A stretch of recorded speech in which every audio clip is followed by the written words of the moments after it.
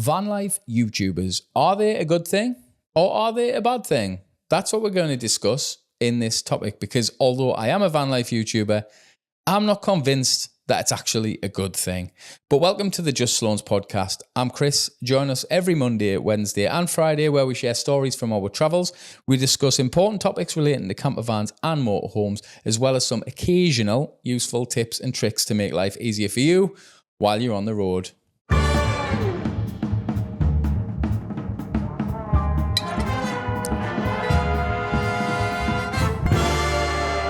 Welcome to episode number 10. Finally, we're in double digits. I'm loving making these podcasts. I'm just loving the, I suppose, lack of barrier to entry. I can just literally turn me chair around, get up, park my arse on this seat, sit down, press record.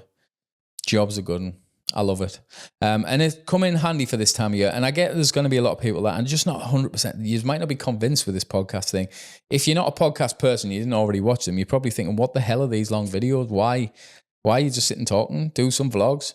This is a different content. This is something new that I'm doing alongside the vlogs. The vlogs and stuff will carry on as normal, but I'm having a little bit of a break from them, and it's a summer. I didn't normally travel that much in the summer. I'm not built for any hot weather, and it's too busy. And anyone who's watched this channel for a little bit will know how I deal when there's other people about. I'm just not a social butterfly.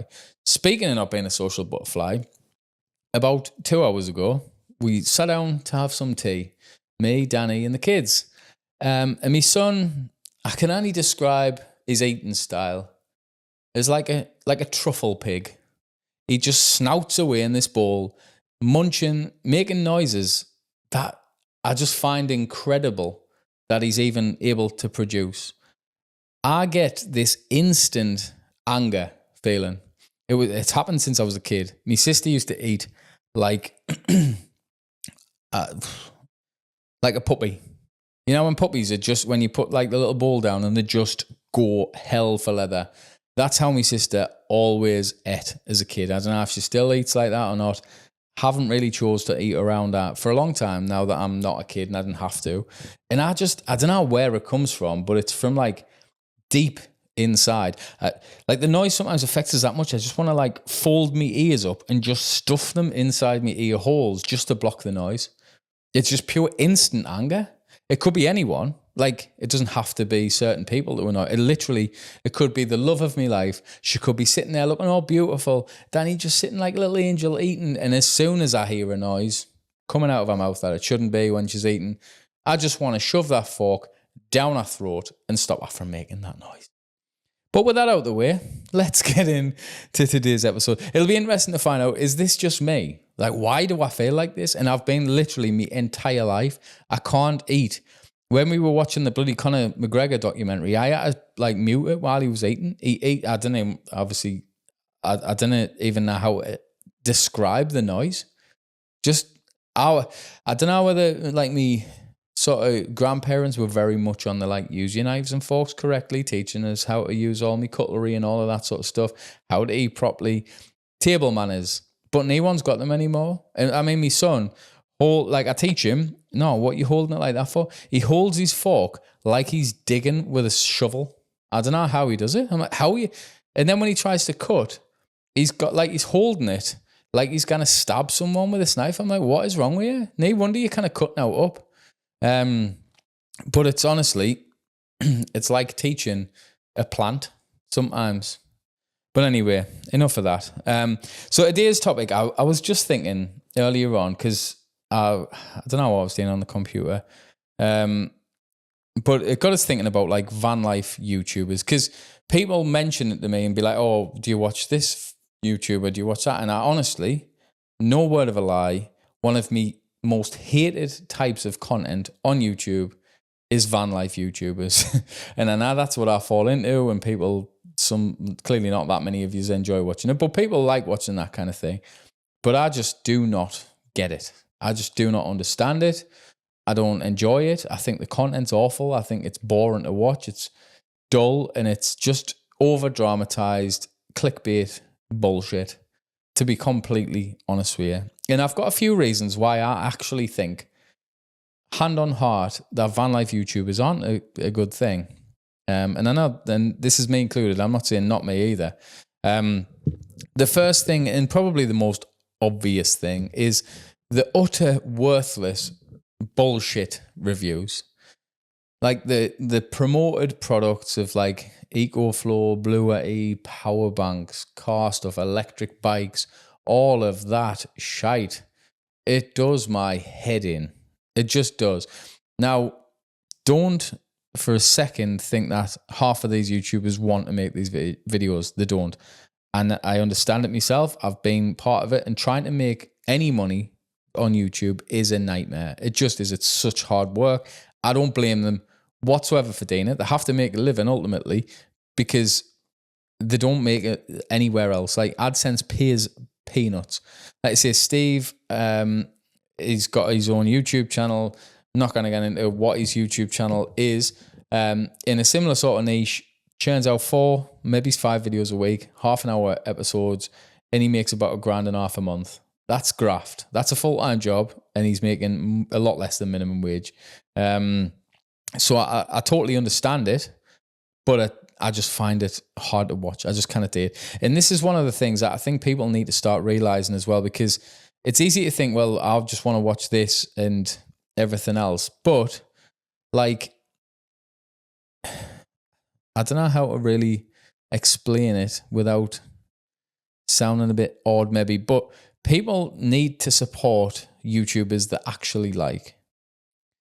Because without that, we have to do this. We have to make them reviews. We have to plug products we don't want to. We have to review things, review in air quotes, products for other things. We have to make up videos about a power bank and how it's amazing. And we didn't want to do it. None of them want to do it. They're not even getting paid half the time. They're just getting to keep the product and then they'll sell it on.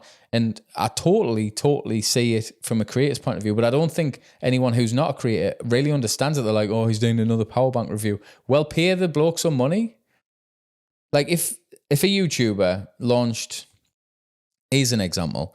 If a YouTuber launched a Patreon page where you can support them directly, if they set it to £5 a month and 100 people even done it, right? 500 quid. What are they going to, they have to make all these videos and everything else for 500 quid like a month. It's still nout. And that's 100 people being willing to pay a £5 a month.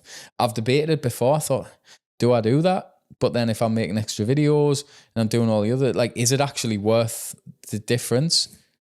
Like, I'm not going to get a ton of money. Even if it's 500 quid, it's not really going to make much of a difference where I can do one sponsored video, I don't know, where I can review, air quotes again, a power bank that's worth £1.5 grand, £2,000, sell it even half price, 750 quid, and I'm making money. So I don't blame them, and I'm not blaming the YouTubers, but I'm saying this is some of the reasons why I find it. I just didn't think that we are actually a good thing as a whole. So that's the first one. Worthless, just useless review style videos. The next one, and might I add, I've never actually done one of them. A worthless review. I've made one video for a brand, and that was the Luminar Neo video. But in all fairness, I do use the software and it works well, and it's not to do with van life. It's photography based. So the next one is just the dramatizing of everything. I just cannot. They're just ruining YouTube. They really are ruining YouTube. And it's not the YouTubers, because you lot are clicking on this. So I'm going to actually point the finger at you watching this. If you click on them thumbnails and them titles where it says, the locals hate us and we got attacked at night. Oh, there's a knock at the door in the middle of the night. Guess what is going to be driven? Like, everyone's going to be driven to make that because it works. That's why they do it. None of them, well, some of them do, but I suppose most YouTubers do not want to make that kind of stuff, but they have to do what's working. And I hate that that works. It does my absolute head in. We've recently had to start going to slightly more dramatic titles and stuff, because other than that, it just gets ignored, but I hate making it. I Googled... before I started this, I thought I'll just Google van life UK to see just roughly what's going on in terms of what people are making videos about. Here's the first 5 titles of the first top 5 videos currently. And obviously my algorithm will be different to everyone else's. This is the first 5 things that came up to someone that never ever watches any van life stuff. Big changes to the van life in the UK means we might have to quit.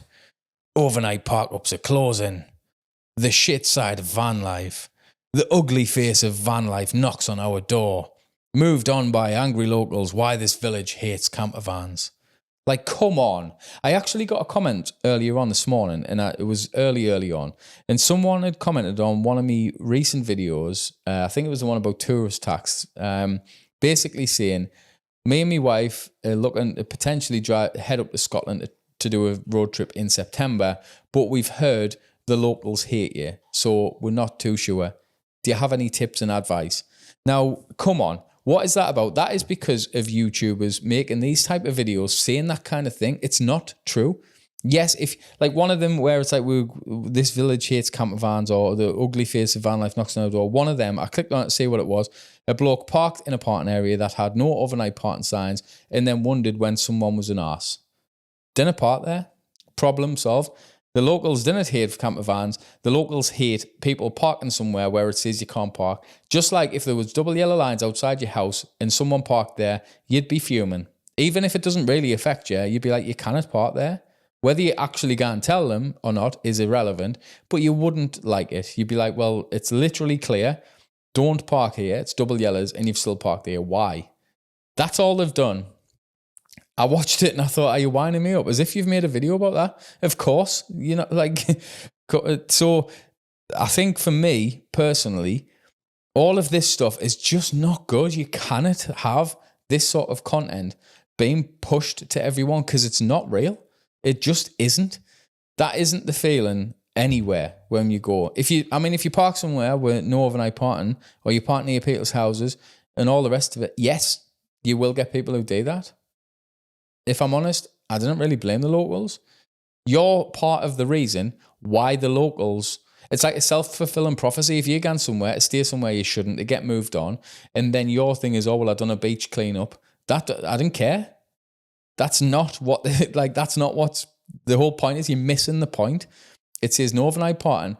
Just in a park there, whether you agree with it or not, it is what it is. Just move somewhere else. So for me, that's one of the biggest things, like the drama of it. I mean, we see somewhere they're like on about the pets falling ill, and then you think, oh God, is a pet gonna die? And then you look and say, oh, what, it's at the vet, right? Why do you want a massive deal out of that then? And it's just, I hate it. And there was a long time in YouTube where clickbait really worked, but somehow for van type content, clickbait still works, and I hate it. So the sooner they can fix that, the better. But for the time being, it's going to corrupt people's minds, poisons people's mind, because the more dramatic, the more views it gets, and the more unrealistic view people get, because people will kind of go out searching for this.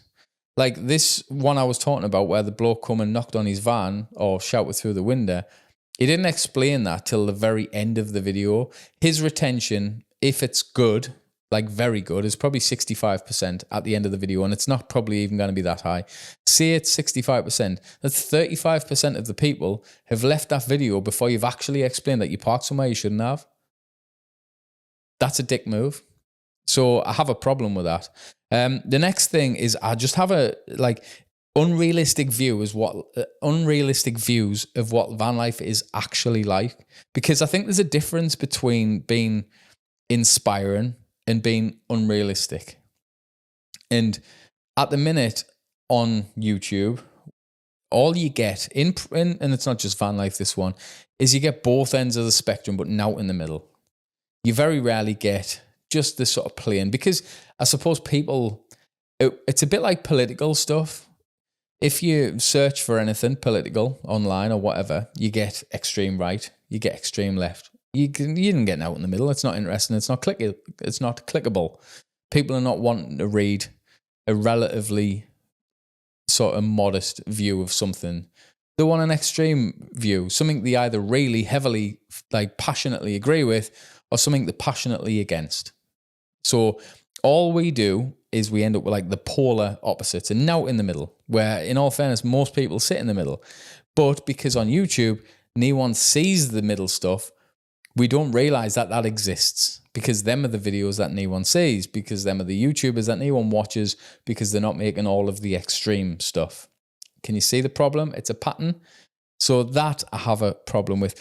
I think I think also authenticity versus like performance is a thing as well. And I've covered this in What It's Like to Be a YouTuber. I've made a podcast on that previously, a few episodes ago. Go and listen to that one if you haven't. And I think people do actually think that, say, a vlog is real, and it isn't. It's a vlog. So it's just like a snippets of what that creator thinks is going to do the best. That could be the most dramatic scenery, could be the most dramatic event of the day, but it's not the full day. And you can never be fully authentic making a vlog type video, because you've got a camera in your face. Like, it's not natural. And even if you're in the moment and it's fun, you have to take the camera out, press record, and it takes something away all the time. And it is a performance at the end of the day. You're making a video, you're making an intro, you're trying to make something interesting and engaging. It's not like a normal day. You didn't wake up and be like, morning, everyone. It's time for another. Like, if you haven't got the camera on, you're not doing that. So it's not real. It's a performance. And I think because a lot of YouTube viewers, especially for van stuff, are older, they fall for that and they think, I suppose, that maybe some of this is real when it's not. And my final, and I think one of my most important things, and I need to explain, I'm going to put this into context first. So my kids used to do this before, not now, but bear with us while I have a little drink. So what my kids used to do, and it made us want to just poke my own eyes out when I noticed that what they were doing, is they were watching other kids on YouTube play with toys that they had in their own bedroom. Let us repeat that, because that is actually what happens. And if you've got youngish kids, you'll have seen them watching it. I can guarantee your kids watch it as well if you let them loose on YouTube. But they watch other people do something that they could literally do themselves. And this translates to van life for me, I would say. People, not just van life actually, to a lot of different sort of lifestyle, travel type content. It's got, like, it makes us wonder, like, do we hold people back making these videos because they watch us or yous watch us instead of doing it yourselves? Instead of living your own life, you live someone else's life. You watch someone else's life. There's something strangely, because I suppose, and I don't know if there was another show before this. I don't know. I'm not really old enough to see if there was. But can you remember the first time Big Brother come about? There was just something strange and something appealing about watching slightly normal. I suppose the first couple of series, they probably were mostly normal. Like, other people living their life. And I don't know why we're all interested in it, but we are. It's a thing. We like to see how other people live. How's their van? What do they do on a day? Where do they shop? What do they buy? What do they eat? What did you cook? All of that sort of stuff. And I'm not saying this is everyone, but I feel like there's a good chunk of people that watch these kind of videos that kind of live their life through the other person. And I don't know how good that is for society as a whole, because, like, I don't know, like, say my son will sit and watch, I don't know, other kids, like, training, doing football stuff. The weather's nice and we've got a big garden, big football pitch in the garden. He can go and do it himself, but he'll watch that. Them videos are holding him back. It's him holding himself back, but he doesn't realize it. You're being sucked into the algorithm, and the algorithm is much more intelligent than we actually realize. It feeds us, it addicts us, it gets us by the balls and just drags us along. We didn't even realize we're doing it. How often have you started searching for one thing and then 3 hours later you're watching killer whales chasing seals? And you started with, I don't know, an Apple iPad review. Something like that. Like, the algorithm's like, nah, come on, you're coming on a journey with me. And it happens to us all. But I honestly do think that there's a lot of people that do watch these type of videos and they watch it rather than ever living it themselves. They always talk, and I get this is there is a subset of people that they're just talkers. They'll never do anything, never act on anything. They just talk about it instead. And I suppose it's a sad reality. People are like that. But I don't know if this helps anymore. I think this actually hinders them even more, because now they can kind of feel like they're doing something that they're not, even more because they're watching it. They feel like they know who you are because they watch you all the time. It's a lot more like I was talking to Danny the other day. I was saying, if you think like now YouTubers can you remember years ago, celebrities, people liked certain ones because they were like, oh, he's dead down to earth. He's from a normal background. He's just like us, him. He was from a council estate, him. Well, almost every YouTuber is that. So all of them YouTubers all of them celebrities that we liked because they were normal people, YouTube is normal people. So everyone's like that. So all you need to do is find one that you like. And now what? You can watch their whole life. You can live your life through them. And honestly, I don't think it's a good thing. I'm not sure. It's been a little one where I've been thinking about it, and I thought I need to just get it out, talk about it, because I'm not sure.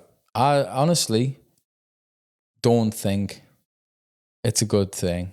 I don't know if YouTube and any of this, because I mean YouTube is a social media as well. And I don't know if it's a good thing or it's a bad thing as a whole. But I'm pretty certain, the more I talk about it, the more I think about it, that really van life YouTubers are probably not a good thing. It'll be interesting to hear what you think about this. Have sort of let us know in the comments. We'll sort of discuss it and that kind of thing. And it would be interesting to hear like sort of how many of that like do the drama. Well, clearly, I know a lot of us seem to think like, oh well, I don't like them ones that do dramatic clickbait, but someone's watching them because they're getting, some of them are like hundreds and hundreds of thousands of views. So someone's still clicking it, whether it's just a curiosity thing. And that's the thing, you need to create a thumbnail and a title that people want to click on. The content can be something completely different, but because it's kind of, you're not going to find out a little bit later on. You're like, it's a vlog. You want to see it build up. You don't want to just skip to that part. Sometimes you might, but you want to watch it. Now you're feeding the algorithm. The algorithm's like, oh, people like this because they're watching. Now it's pushing out more and more people, and it's just rewarding that YouTuber who's like, right, I've gone. Like, how many times do you get a knock at the door in the middle of the night? Not once. I can guarantee that we've stayed in our camper van probably more than a good chunk of van life YouTubers, or at least the ones that don't live in the van full time. Not once has that happened to us, strangely. Whereas some people seem to have had it 2 or 3 times. So either it's you faking it, or maybe you just parked somewhere you shouldn't be, or maybe it's just for entertainment purposes. I don't know, but something smells a little bit fishy to me. Anyway, let us know what you think in the comments. Thanks for watching. Thanks for listening. I'll see you in the next one.